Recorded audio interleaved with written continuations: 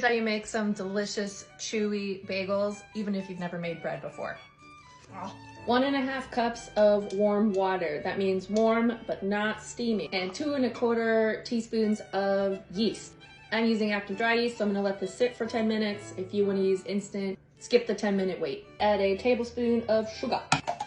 Look at how foamy it is. That's how we know our yeast is alive and that they be vibing with that sugar. We need 4.5 cups or 540 grams of bread flour. I have also made this with all-purpose flour. Same steps. 2 teaspoons salt. Add our yeasty friends and do 15 big stirs. Now we're gonna do 10 claudettes. Remember, claudette is scoop, punch with your knuckles. Scoop from below, punch with your knuckles.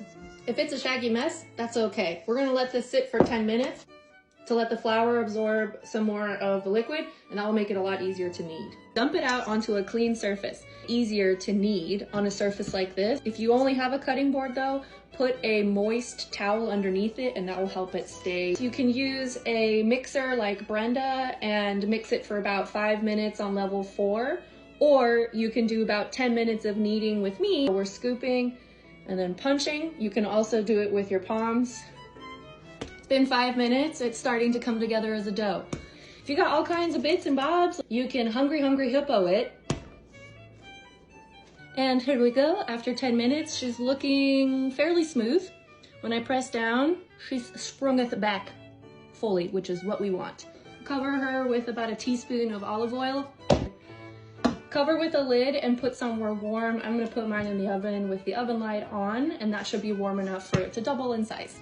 Look at that, she doubled. This either makes 8 larger bagels or 12 smaller bagels.